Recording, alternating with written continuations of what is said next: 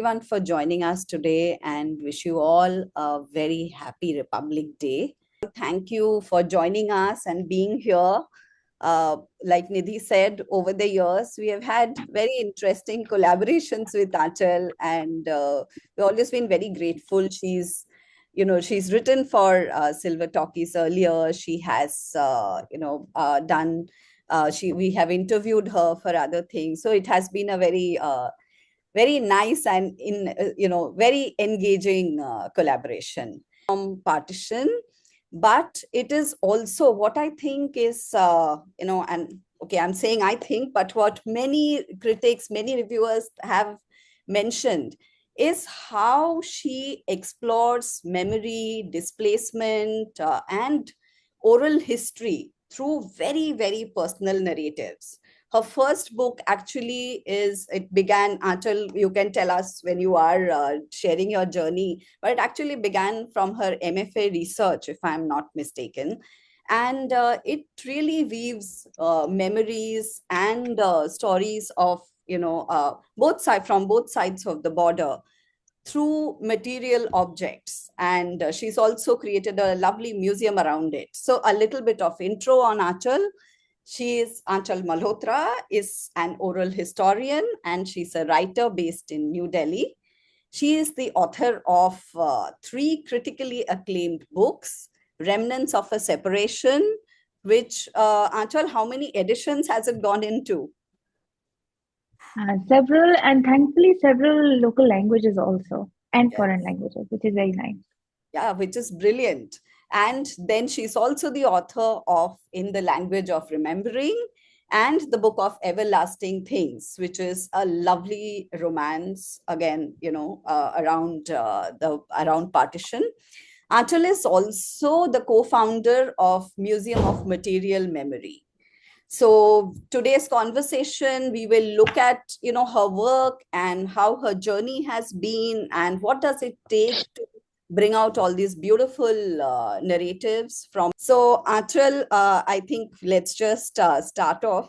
So first question is, Aanchal, on your journey, how did you are a third generation person. If you look at from the time of partition, I think fourth actually. Fourth My actually, great grandparents. yeah, right. Yeah. Great grandparents, right? So, how did you start documenting oral history, and how did the entire thing? I mean, how has that journey led you here? With a now, I mean, you must be, now with this book, a third book, there is more in store, I'm sure. So, how has that journey been for you? How did you start, and how has it been? I think firstly, thanks so much for having me. Thank you to whoever recommended me here also. That's very kind of you. I would love to know our mutual connection through which you got to know me, but maybe we can talk about that later. I think the beginning of my work with Partition is the fact that I didn't know anything about it. There was a lot of heated discussion earlier about the word refugee, immigrant, all that stuff. We never heard those words either, actually, growing up in Delhi. We never heard the word partition because, like the gentleman said as well, my family also decided it was not something that we wanted to talk about. And I think partly, of course, it would have been to start to move forward in their life after partition. But I don't know if it was always a good thing because it also meant that we grew up with a dearth of understanding of where we came from and our origin and what the border did to people, right? So suddenly, and sometimes it's a good thing to grow up with that burden of the border, but we really grew up with lack of information. So I think I would have been in my early 20s, perhaps 21 or 22, where and it happened so unexpectedly. I was in graduate school and I was studying in Canada at the time, and I came home to Delhi for a sabbatical year. And I have a friend who was doing a story on old houses in Delhi. And he said, "Oh, your grandparents, my mother's family lives in this old house from the 50s in Roopnagar, which is close to Delhi University in North Delhi." He said, "Can we go there? Can I do a story on that house?" And I said, "Yeah, of course." And while we were there, it's a house that has four brothers living in it, four brothers, their families. Very unusual system for today, where multi-generational family still lives together in that house. So when we were there, my Nana's elder brother, he started, of course, he was talking about the house and the building of the house, and it's very old-fashioned construction. But he also got out all of these objects, and he said, actually, these things are some of the oldest things we own. And they were so ordinary, there was a ghada, a guz, some old books. And he said, these few objects have been actually carried from Lahore to Amritsar when we came during partition. And when he was talking about those objects, he was holding them, he was absolutely transported across this heavy militarized man-made border back into his childhood. And I don't know what it is about holding a thing from the past, but if you allow it, it can really transport you to another place. So when he was talking about this ghada that his mother made lassi in when he was a child in Lahore, or this guz that his father used in their clothing store in Anarkali Bazaar, he had this childlike innocence. And Lahore became a real thing in front of me. And I had never seen this before. I knew very little about the other side, apart from the politics, of course, That's something that we all grew up with in modern India, at least. But this kind of nostalgic, almost immediate transportation was something I had never witnessed. And so my friend wrote the story and didn't really think about it again. And I couldn't stop thinking about it. Because could it be that an object from the past can transport us back to a time when a, a huge political movement had not happened, when a subcontinent had not been divided? Was it possible? And so then I guess that's how it began. And I think I was at quite a disadvantage being very, very young, because you really don't know anything. You don't know anything, and when you start thinking about a subject this serious and this meaningful, and something like this that has impacted millions of people in so many different ways, you have to grow up very, very quickly.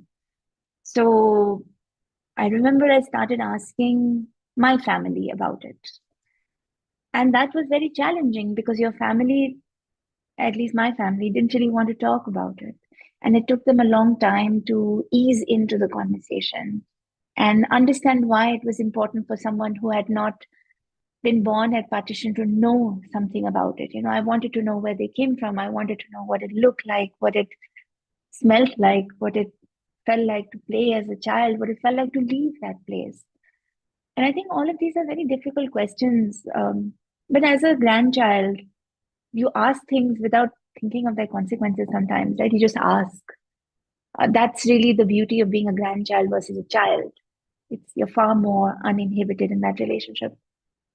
So that's how I think my sort of tryst with partition began. And I ended up working on it in my master's degree. I ended up writing 3 books about it. It absolutely consumed me. I have written about it, I think, for 14 years straight now, which is a long time for a young person to spend on a single subject in their life. So, yeah. Yeah, it definitely is a long time, and you are quite the scholar on it now. So, when you were talking about your family and how it's easy for a grandchild to probably ask these Hmm. questions, I was just thinking when you started work on it, when you moved out of your family and started asking others, what was the response you got from people? Because sometimes people are very reluctant to share that part of history. So, and sometimes they are very, very voluble, they're talking about it. So what were the responses you got? Some of the wonderful stories you came across. No, I don't think you can generalize the response, right? You will always have people who are really excited to speak about the place that they came from. And then you will always have people that don't want to think about it. And I think I have come to understand these two as two sides to the same coin. Remembering and forgetting is very important when it comes to an event like partition. I'm also very conscious of the over memorializing or only talking about the nostalgic elements of the past. all of this has happened. What can I say? It depends. It depends on the person that you speak to, the perspective they have had, who they have lost, what they have gained, how much it still continues to impact their life, whether they live in areas that still continue to see violence, um, and how much or how little has been asked of them of this subject. Right? How much is has the conversation surrounded the subject of partition? For example, I interviewed a family who were migrating from what became Pakistan to India, I think on 13th or 14th August, something like that, or maybe 15th, very, very close to the actual independence. Um, and I have to agree also with the gentleman that partition didn't happen on 14th and 15th August. It's a very long drawn process. It started very much in the 30s, and some would argue that the remnants of this, the tremors of this, are still going on.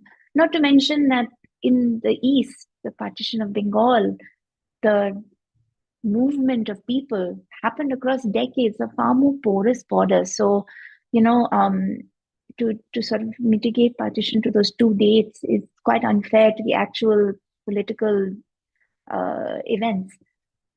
That being said, so this family came very close to independence, and there were four brothers and their parents and their wives, and they were carrying very. I don't think they were carrying a lot of things, but they were carrying a ledger of their business in what became Pakistan, and with the hopes that it would help them in contacts and stuff to set it up here as well. As it would happen, their parents both got killed on the train, and they were forced to bury their bodies on the journey. And when they got killed, the blood from that, it splattered onto the ledger, the register that they had. So when they came to India, the brothers decided that every year they would meet on that day. I think it was 14th August, and they would talk about what happened, and they would tell their families about what happened. And for them, it was a way of feeling closer to their parents, but also really working through the trauma of what they had seen and felt. And then many decades later, one of those men began writing letters to his grandson on 14th August, telling him, of course, about that time, but telling him about independence and telling him about life before partition. So this is a very multi-generational story. On the flip side, I remember interviewing a gentleman in Jammu. And Jammu has a lot of refugees from the Mirpur district of Kashmir, which is now in Pakistan. And there was enormous violence there. The kind of, I think, violence that I had never heard of in any other place that I did interviews. This man's family had told me that obviously they knew what had happened. So they had told me that his brother had been left behind, a relative had been hacked to death by an axe, a baby had been starved for many days, the journey had been done on foot to come to India, to come into Jammu. And so I knew the kind of gist of what happened in Meerpur to him and his family. But when I met him, he refused to talk. He just refused to talk to me. And all this whole family was saying, कि ये बताओ, वो बताओ, अच्छा ये तो बताओ, याद है ये बताया था, tell me this, tell me that, you have told us this so many times. But he just didn't want to talk to me, right? He didn't want to, and I don't think you can do anything in that moment except the fact that maybe you are not the person to write this story. So what I gleaned from that experience was that forgetting for him, even in that moment, was very important. And there was nothing you could say that would force someone to tell you their story. So for me, forgetting is as important as remembering. And it's a very complex thing that you have to navigate when you go to people's houses, that even though they may have agreed to speak to you, they have no compulsion to speak to you. Yeah, I don't know. Yeah, but that's something very profound you said, that forgetting is as important as remembering.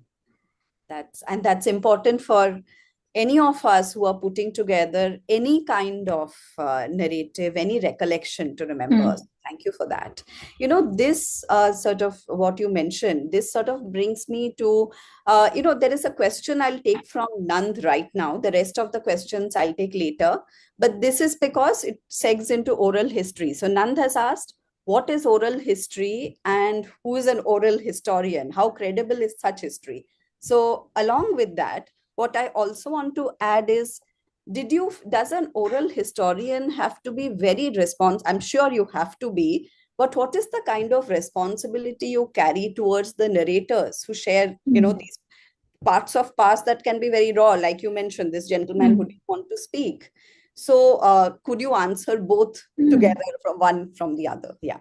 Sure, it's a very important question. An oral historian is someone whose primary source of writing history is the oral testimony of people who have been alive at those moments in time, which means that it is the voices of the people in the words that they choose to tell you about their lives that you are basing your studies. It doesn't mean that an oral historian doesn't also consult archival records. That's usually a secondary source. But the primary source would be the voice of the person, the things that they are saying, and we give meaning to the way in which people talk about their lives. Because I think for a long time, history has given voice to people. They have said things for people, but oral history allows for diversity of narrative. It allows for the inclusion of people that may not be included otherwise in any kind of official or state archive. And I think it allows people to speak in their voices, in their languages, and the expressions that they give or how they view themselves. Oral history can also take root in the things that are not said. That's a very important part of the uh, testimonial process. That it is not just about the things that they are saying, but also the silences that people are keeping. Why they stay quiet at certain times. Why they switch from a language they use now to a language they used in their childhood. When have they switched? Um, Body language plays a very big role in this as well. So when I'm doing my interviews, these are all things that I look for. I don't do any video recording. I'm not comfortable with that, and I think it makes people very awkward, especially elderly people. But and sometimes it can become performative also. But when you have the voice of the person, and later after you finished your interview, you're just with that voice, you're transcribing their interview. um, there is a real intimacy to that experience where you can understand a lot about their experience through the way that they talk about it, the urgency or the inhibition, or I mean, I don't know. For me, it has been a very valuable time spent with the interview, and the interviewee is very valuable to me. The next question is about the veracity of these interviews, right? What is truth? How can you trust what someone is saying? And I think it's a fair question. And I used to be I really wanted to defend this question when I was younger than I am now.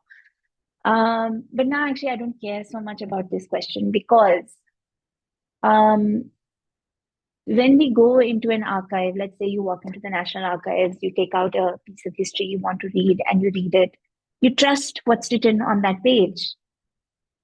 But it's also written by somebody with a particular agenda, usually by a victor, often commissioned by a king or a monarch or some kind of viceroy. In my case, with Partition Archives, why do we trust that? That also has a perspective, and a one-sided perspective. And why don't we trust then the stories of your grandmother, your grandfather, your aunt, your uncle, your neighbor? They are also perspectives. Oral history and archival history cannot exist without each other. We can't exclusively write something based on someone's memory or their experiences. We have to do the research. We have to do the secondary archival research to, I suppose, bolster that information. And there were many instances where things people said were not exactly factually correct. And by that, I mean, let's say someone said, I was in a particular camp and we were rescued by the police on a particular day. They give very, very particular examples. And when I looked in the archive, let's say I looked in a Red Cross archive, and they said actually it was the Red Cross that liberated this camp on this particular day. So when I write things like that, I find it best not to interrupt the words of the person because that's how they remember it. If they remember the police or a police-like force liberating their camp, that's fine. But I will put an asterisk at the bottom of the page and say, according to this source, actually, this was what liberated the camp. Your third question was about. It was about the responsibility. Yeah, right.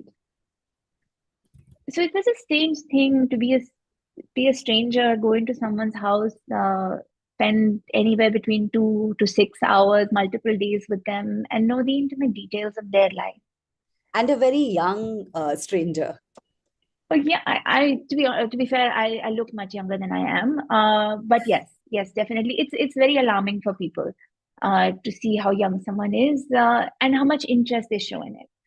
So the responsibility for me has largely been about active listening. That means that when you are there, you are there. You're not on your phone. You're not looking at what's happening outside the window. You are listening to the person's voice. And more than often, the questions that you ask are drawn from the things that the person has just said. So you're really actively listening to them. And the reasons are that I have found that older people, there is, and not in everybody, of course, but in many older people, there is a palpable loneliness where they think that their life and their experiences maybe are not valued, or they are too old, or they are too old-fashioned, or they are too slow for today's world. And I understand that. And maybe I've been guilty of it with my own grandparents when I was a child too, that ye nahi sunna, ya baar baar yahi baat kar rahe ho again and again. This is another thing. Bar bar same चीज बताते हैं.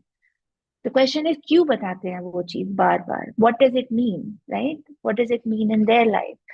So I think when you come as a stranger into these people's lives, you don't hold that complex family dynamic. Firstly, you can overlook all of that. You have no judgment towards what they are going to say. It purely is a sort of learning opportunity, a scholarly opportunity for you to understand through the voice of a person this time period that you have invested into learning about. The responsibility is that then you have to tell the story based on how they have told the story. If you disagree with it, that's your opinion. And I think there's a way to write about their opinion as well. But I think you have to be true to the perspective and voice of the person. That's the responsibility. You have to stop when the person wants to stop. You can't push. And you also can't make them say something they don't want to say to fit an agenda that you may have. I'll give you an example. I was interviewing a man who had been born and raised in Pakistan as a Hindu. And throughout our conversation, I obviously wanted to know what made his family stay in Pakistan as Hindu. Throughout our conversation, he called himself a Pakistani Hindu. I called him a Hindu Pakistani. It's very small nuance, very nuanced difference. But when I heard the conversation as we were having it, I kept saying as a Hindu Pakistani, and he kept saying, oh, as a Pakistani Hindu, this is my experience. What he was doing is putting his nationality before his religion. The identity as a Pakistani is far more important to him than being a Hindu or being a man or whatever. I don't know why in my head I had flipped the two. Was I trying to draw any connection between us? Was I saying we shared this aspect of religion? I don't know. But when I realized that I was doing it mid-conversation, I remember changing. And I remember commenting that I had done this. And I think I remember writing exactly that in my book also, that I had done this. And I felt myself sort of shedding a bias in the middle of this conversation. So obviously the scholar or the historian is not devoid of bias either, right? In fact, it's the key thing for us to unlearn every single day, and every conversation provides some means for us to do that, for sure. That is, you're also being extremely honest with yourself. So that is something possibly anyone documenting oral history has to be very, very conscious about, right? That you have to be honest. So one of the things I want to come into is how has what have you observed, how has documenting history from that time, I'm not even going to say documenting partition, but history from the time of independence and the time of partition of India, around that time, changed over the years, from, like, say, a train to Pakistan to now we have brown history and we have so much digital media. So what have you observed and how is it documented these days the most? It's I'm always in awe of the fact that the first documenters of partition were people who lived through it themselves. Of course, we have Amrita Pritam and Manto and Khushwant Singh and Yashpal, Bisham Sani, Balraj Sani acted in the films. It's really incredible for someone to have lived through something like that and then rendered it in art. And these books and these films and these paintings and sculptures, they still manage to tell us something about the truth of humanity at that time. So for me, that's extraordinary. Um, I think the first human stories, and by that I mean like nonfiction based on real people's stories, like oral history, came out in the late 80s, early 90s, where women like Kamla Bhasin and Ritu Menon, Urvashi Butalia focused on the stories of women that had been abducted by either country and then returned to the States later. I think people really learned a lot from the stories, women becoming wards of the state, women having to leave their children behind, forced into marriage, things like that. And then, of course, there were all kinds of creative histories of partition that came out. One of the books that I refer to a lot is Yasmin Khan's Great Partition, fantastic history with a lot of interesting personal accounts from people weaved in. When I wrote my first book, which is about the objects that people carried, 70 years had passed. It was actually published to mark 70 years of partition. I was really surprised that no one had looked at that aspect. As South Asians, we are hoarders of things. We keep so many things in our house. Nobody had looked at the emotional capacity of an object to hold the journey of migration. I was shocked at that. Now, of course, the cool way to document history is online, Instagram, through Reels. And I do think that it is sort of divided into two very distinct categories. One is the nostalgia of that time, for cities on both sides of the border, wanting very much to see where their ancestors came from. And the other is about the politics of that time. These are the two ways in which people document it. And they are very divergent from one another. I have an issue with the Instagram historians of the world, obviously. It's actually very cool to interview an older person, put their video online and get a lot of likes and followers. But you see, it's a really big responsibility to interview an older person. And after you interview them about their experience, you will leave and you will upload this video or you will do whatever you want. But the person is thinking still about that time that you've asked. Now, obviously, this is a conundrum I also think about in my work, that in working on partition with elderly people particularly, am I doing more damage in asking questions? Or is this kind of information that they are giving us about their life and time before partition very important for us to record? Is there a way we can do it where we are not causing them more trauma? And I think for me, it's very important to stay in contact with my interview. Like, I know all of them. I know their children. I've seen all of them on multiple occasions. If they have died, I have gone to their graves and their cremations, and it's a real relationship you're fostering. It's not a subject. That person is not a subject for me. I don't, you know, one of my favorite interviewees from Lahore, he died on my birthday, and I felt so sad. But then I thought, God, he's made sure I remember him every year. I'm never going to forget him, right? We're going to share that day. Um, but I do want to say one thing, that most of the people documenting partition are younger people today, and that is that is really extraordinary, because there is a certain amount of distance from the event of partition that allows us to look at it in an almost forensic way sometimes, right? Without being, you can have second-handed trauma and sadness, yes, but you'll never be able to feel the same thing that someone felt on a train, walking in a refugee camp. I won't know what it felt like for my grandparents to live in a refugee camp for 10 years. I won't know. I can only try and understand from a distance what it may have looked and felt like.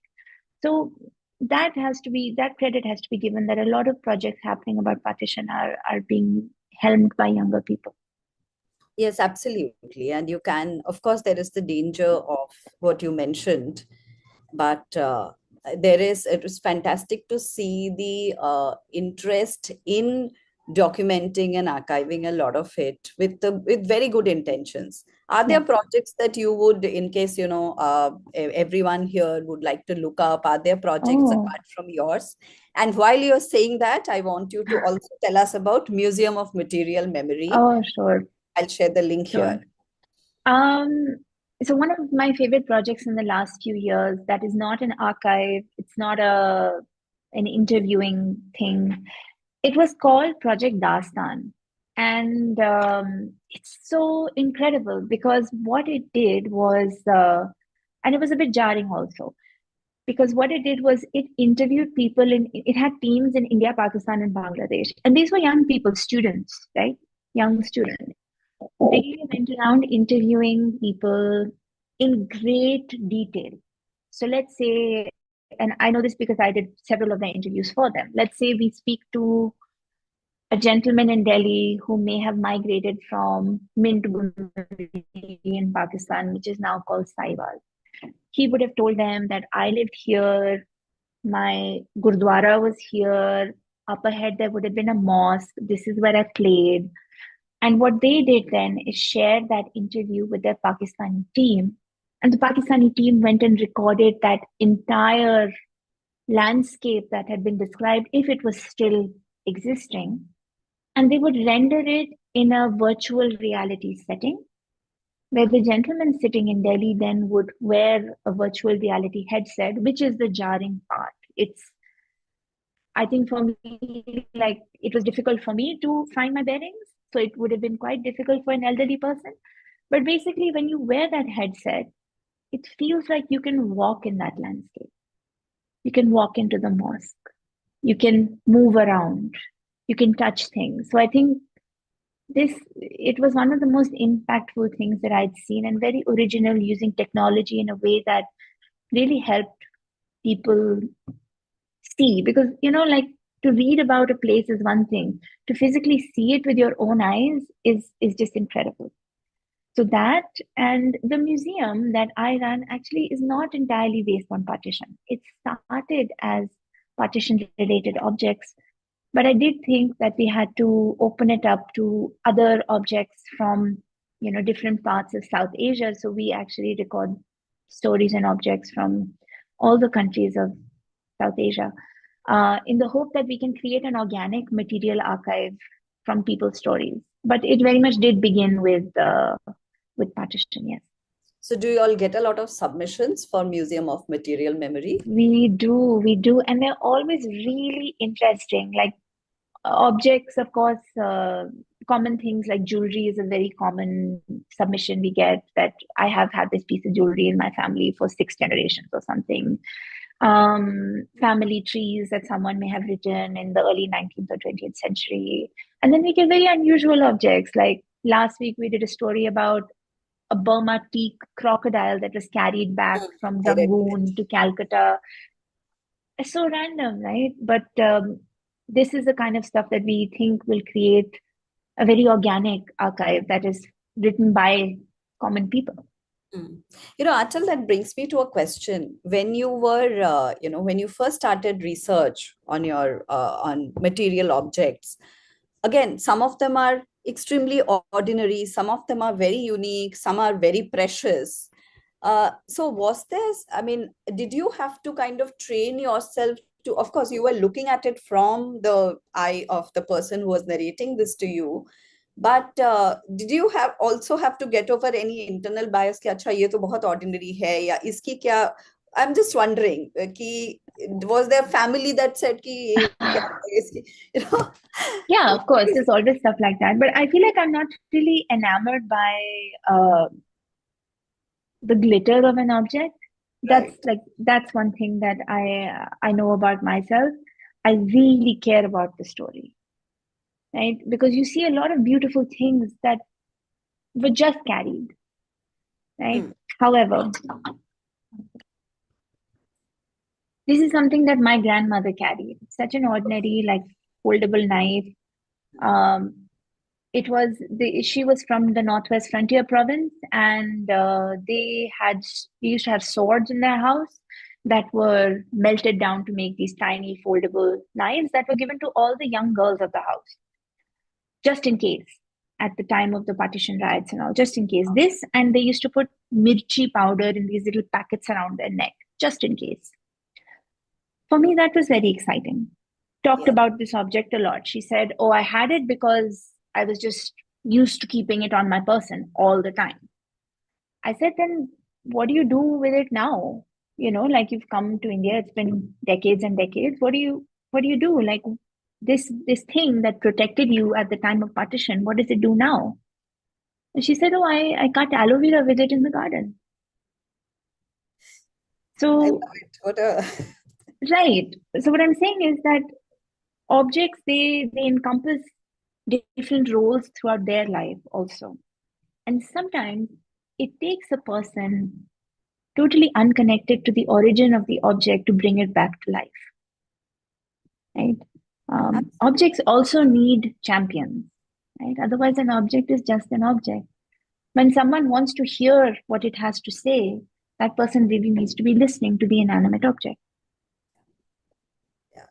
Would you like to share from your research, if you don't mind, maybe one or two very unique, and when I say unique, it not in terms of what the object is, but regular person may not even have thought that something like that could carry so much memory, so much story Oh. behind it. So would you like to share a couple of instances with us, please? I think one of the most meaningful stories is the object that was never carried. Like, I remember a lady in Calcutta telling me that she had gone to school in Lahore before partition to Sacred Heart Convent, and after partition or during partition, her family had to move from there. They migrated to Jalandhar and then to Calcutta. After she got married, which happened to be to a Muslim that had family in Pakistan, she said that we went for a wedding and she was with her sister-in-law in that area of old Anarkali, which was very familiar to her as a child. And so this shopkeeper first, it's a very common thing, I think, even now, that if shopkeepers find out you're from India, they won't take money from you. It has happened to me many times that I've been there. So even then, of course, this would have been the 50s. So it was very, very, close to partition. So the shopkeeper says, "Ki, tusi kahan se ho?" And she says, "I'm from Jalandhar. I've come from Jalandhar." And he said that he called them Meri Behna, my sisters. And he said, of course, "Inse paise nahi lene hain, don't take money from them." And then he said, "Ki, you have come from Jalandhar. I was from there. I came from there before partition. Tusi muthi bhar mitti na le aande. Couldn't you have got a fistful of soil for those of us who are missing our soil?" And I thought that was such a powerful thing. It's just soil. But then soil also has the ability to grow things and give life, you know. So I Absolutely. thought that was really meaningful. And Yes. then what else? Really weird things also. I think the weirdest thing I recorded was someone who had carried a crocodile head over the border to Pakistan Like a because real crocodile head. yes, because in the 30s he had killed this man-eating crocodile in his village of Bharowal, and it was a big thing for him.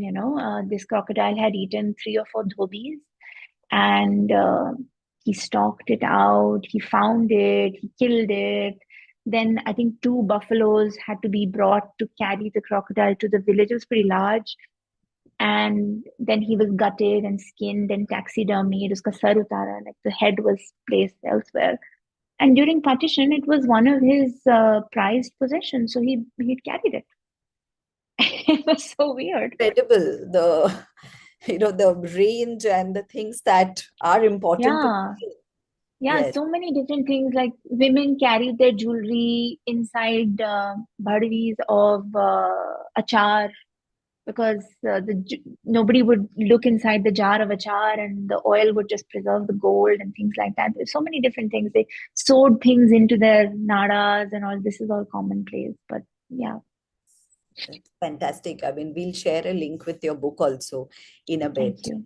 One of the things, it's also connected to a question in the chat box I saw. One of Hmm. the things is when we document partition, when we document that time, do you think some stories get left behind because Hmm. people may not have been okay, forget the reasons. Do you think some stories get left behind? And are, over the years, has there been, have they emerged? Are people telling the stories that were left behind?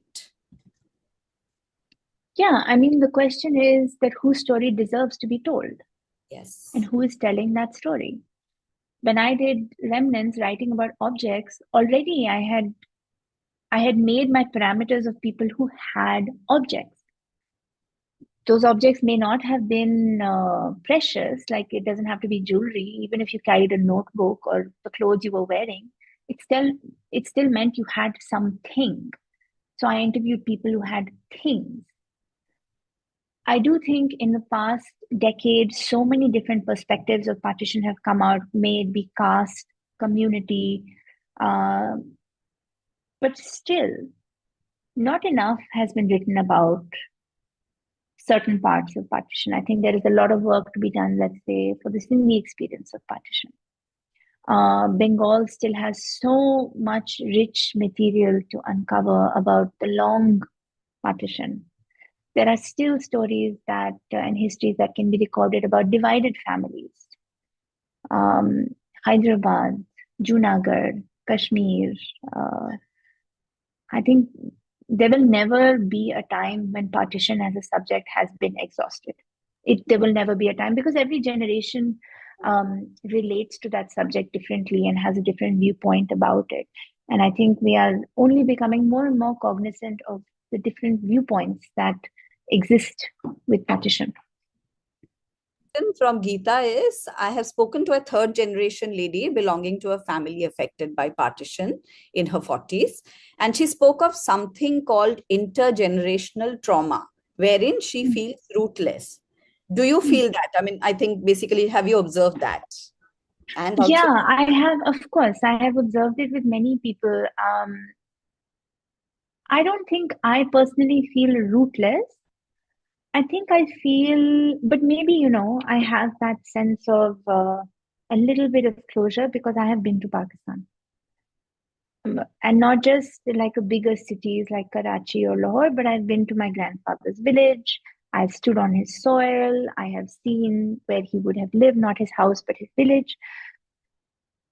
I can see why people would have a sense of rootlessness. I've interviewed many people who have used this word. I think some communities feel it more than others. Let's say the Sindhis, for example, really to have lost, because Punjab and Bengal were divided, it means some parts of those lands remain in both countries. And connected to that land, that soil, is also things like language, food, habits, all kinds of intangible culture that continues to remain in both countries. in Bangladesh, India, and Pakistan. But with Sindh, for example, when the entire landmass of Sindh remains in Pakistan, you really sometimes lose that connect.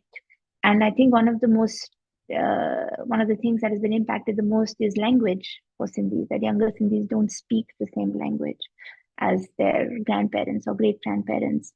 And I think I understand that sense of rootlessness because where are you from? Like, let's answer that question. Where are you from? Right? I remember asking an interviewee through our conversation, and she said, well, when I was a child and my family had migrated from Karachi to Rajasthan to a big city like Udaipur or Jaipur, because that's a route that many Sindhis took. She said, in school, when I was a child, children used to ask me, where am I from? And I said, oh, I'm from Udaipur. And they said, no, no, you can't be from a big city. You have to be from a small place. So where's your origin? Where's your native place? And it's so difficult for a child to describe that their native place is across a border that is now controlled by, you know, governments and once used to be one. But I think this aspect of native place, where are you really from? You know, I think it does impact a lot of people's identities. Yes, particularly if your last name reveals really where you are from, you know, the village or the town or the city. Yeah. Okay, I'm taking one, another question from the chat box. This is from Rustam. Did you get to hear about any cases where the friends or Muslim neighbors, it could be from either religion, different religions, help those who had to leave everything and move to India? It could be any, Yeah, of course. both Of ways, course. right? That's the most common thing that I think we don't give enough importance to the people that helped other people, friends, neighbors, strangers. I remember a story about a Sikh couple whose house had burnt down, and in that house, their 1 year old son also burnt down. And the person who gave them refuge for the next 25 days was a Muslim police officer. And he said, no one will ever suspect you are in my house. Stay here. So I think these kinds of stories don't get enough, or maybe they do, I don't know, but innumerable stories. The other thing I want to say is that we think that partition only impacted Hindus, Muslims, and Sikhs. It did not. It impacted Jains, Parsis, Christians, Anglo-Indians, English people just as much. And I think that's a perspective we hardly ever get to hear about. When I wrote my second book, I had a lot of stories from communities that were not the majoritarian communities impacted. And I was really happy that that book was uh, big and abundant enough to give me that space to explore those stories. Thank you for saying that because that's one of the questions which Yes. we thought we'll take up. So thank you for saying that. In fact, I'll ask a question very quickly. How did you seg into, you started with, oral history, with non-fiction, and then you have moved on to fiction, even though the theme has been around that era. So how was that switch for you? And was there, how was it? I mean, was it easier to put those stories across? Were there, how did you make that move? I find fiction very difficult, personally. The story of Everlasting Things is a family from Lahore whose elder son goes to fight in the First World War. And when he comes back from the war, um, there is partition and there is exile after partition. So it actually connects the contribution of Indian soldiers in the First World War, another subject that really hasn't been discussed in fiction, and very less in nonfiction also, actually, to the living through the Second World War and partition. And this is a very common story for martial families in Punjab on both sides of the border. Very common for there to be multiple wars. People have been sent for multiple wars, particularly during the British times. And I think I used a lot of oral history while doing research for this book. That was still like, that's what I know how to do. I know how to talk to people, right? And my methodology of research remained the same, but I think writing fiction is quite complex. And I think writing oral history and nonfiction is much easier for me because that's how I started. So the transition meant that there was a lot of learning. The book took me about 5 years to write, and a lot of the landscape of Lahore, because it really is a book that celebrates the city, that talks about the changes the city went through its people. A lot of the landscape was drawn from my own trips there. So I walked those streets, I spoke to those people, I searched for things that I wanted to write about there, and I think that experience was unparalleled. I'm really grateful to have gone. And I went because people invited me to talk about my books. I went for literature festivals, and it was wonderful. I think it allowed me to see the parts of that country where my grandparents had come from. Thank you, Aanchal. Thank you for that. There's another question from the chat box. This is from Kalpana. Have you come across people who held divergent, opposite narratives on the same reality? And how do you Of resolve course. this in No, your is there a need to resolve it? I don't think there's a need to resolve it. I think the thing is you have to just understand that like today we have divergent political views and experiences, then also people had divergent political views and experiences. You don't have to accept or change them. You just have to acknowledge that they exist. Because that's like, I guess the thing is truth and reconciliation, they come in an order for a reason. Mm. Without truth, you cannot have any reconciliation. But in countries like Pakistan, India, and Bangladesh and England, the four countries involved in an event like partition, there are versions of truth, and everyone has different truths, and truth has been um, also altered according to nationality and statehood. What is your political identity? What is your national identity? Your history is contingent on those things as well. So the history taught in Pakistan is very different than the one taught in India, very different than the one taught in Bangladesh, and certainly there is no history of colonization taught in the UK. So that's out of the question. But when there are multiple truths, there must be acceptance or at least acknowledgement. Like, yes, your truth is different from mine, and only then can we move to some sort of reconciliation position. I don't think there's any need to accept. And I say that because I haven't seen it yet. I've only seen people be really angry at other people's views about partition. Mm. Mm. But I think listening is a very key factor that we should start practicing. We need to listen to other people's experiences Yes. and not think ours is the only one that matters. Yes, absolutely. Thank you for that. There is a question from Viresh, which is Mm, slightly long, so I'm kind of mm, mm, saying it fast. Oral histories of partition with other Indian communities that probably he's come across on the internet as part of his research also in this. mm, Madras Sappers and their connection with Mazhabi Sikhs, partition mm, Punjabis and connection with New India via mm, friends in the railways, postal services, armed forces. Punjabi connects to West Bengal, Madurai, Salem, kind courtesy, the Indian education service, then the Christian education systems all over the mm, India-Pakistan horizon. What he's asked is, would you like to try connecting those dots? I mean, maybe in future mm. as part of any other work. Such a good question. I've actually stopped writing about partition completely. Um, but I think that the subjects that you raise are really necessary, and some of those subjects are the subjects that have been unexplored. So I think they're very key in our understanding, a more holistic understanding of how partition has um, transformed into other things in national arenas now post independence. Uh, I think it would be like it's very fruitful.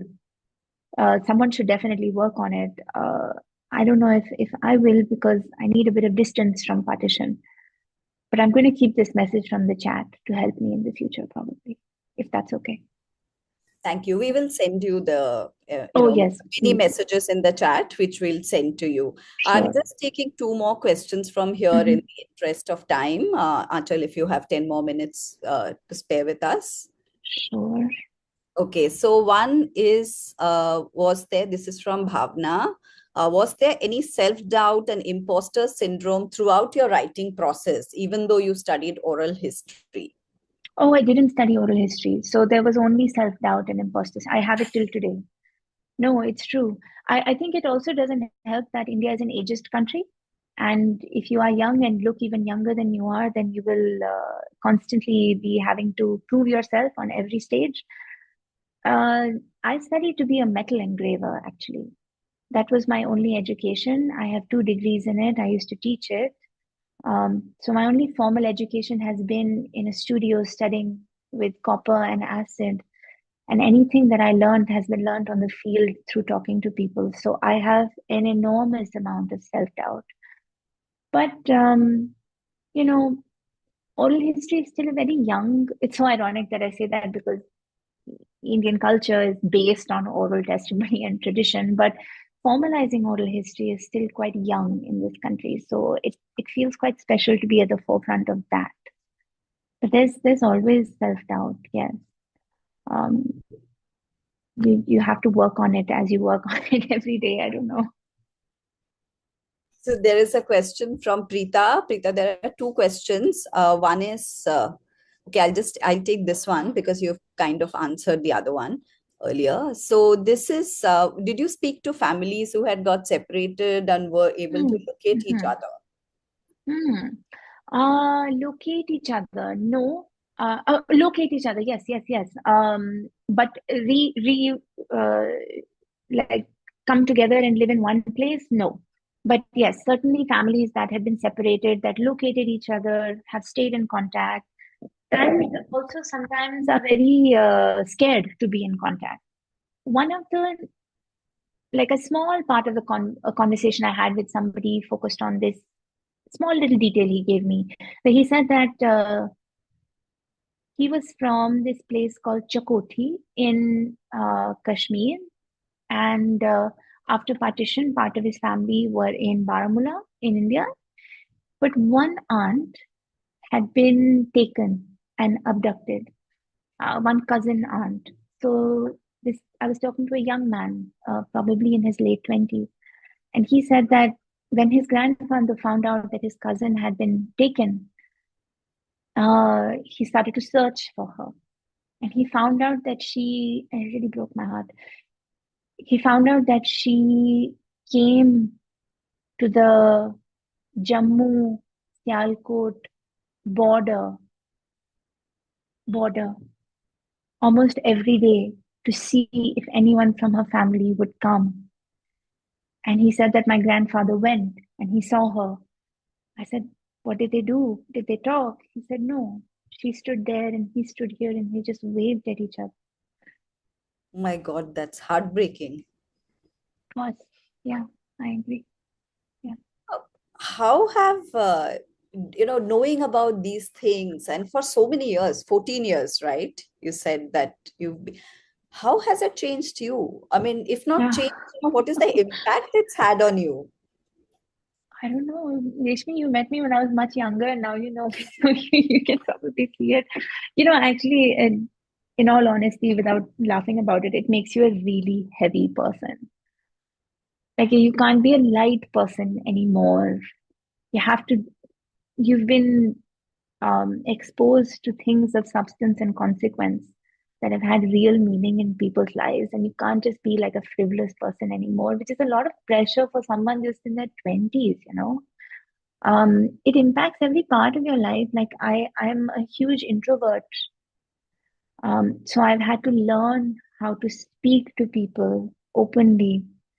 Um, I it also impacts like how, your ability to find a partner in life, which I haven't done. I'm not good at because you don't know really. I don't know. I guess it just makes you a really heavy person, and you find it difficult to socialize with people your age. Like I feel very comfortable with older people. That's the age group I feel very comfortable with because uh, I know how to take care of the information that they share with me. I'm familiar. But with people my age, I think I'm still learning. Yeah. and it makes you too serious also. Yeah. So that brings me to one final question. Why do you think it's important to document stories from older generations? All sorts of stories. I'm not, I mean, do you think it's important? And if yes, why? The generational gap is too vast at this point for it to not be important. We we need to understand a smaller life, a slower life, a more intimate relationship with our world. Um, we're becoming modern at such a fast pace that it's alarming what we are leaving behind in in doing so. So when I sit with older people and I talk to them, I don't know, it just slows things down for me a little bit. It reminded me a lot of the things that were important. And as like when we're young, we don't really think family history and legacy and family will be important, or friends or connections, things like that. But as you get older, you will always ask, where am I from? What did it look like? Oh, why do we do these things? And then you won't have anyone to tell you anything. A very stupid example I'll give. My cousin got married in December. He wanted to have a Sangeet at home. We are Punjabi, I'm Punjabi. He wanted to have a Sangeet at home with a dhol and that spoon, and like people are singing. Nobody knew the songs. Nobody knew the song. We all had to take out our phones to read the tappe that are supposed to be, sporadic and at the moment making fun of one another and enjoying this wedding celebration. Nobody knew them anymore because no one had asked the people who had already left, gone, died.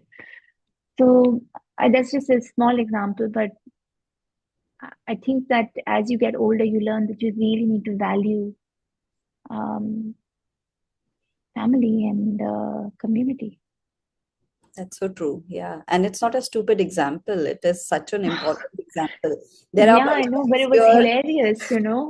Yeah, and, I mean, it's probably every community. So many in our Yeah. generation don't even know our songs, large parts of our culture. Yes, Mm, absolutely. mm, mm. Achal, on that note, thank you for sharing, your time with us and coming and answering everything so patiently.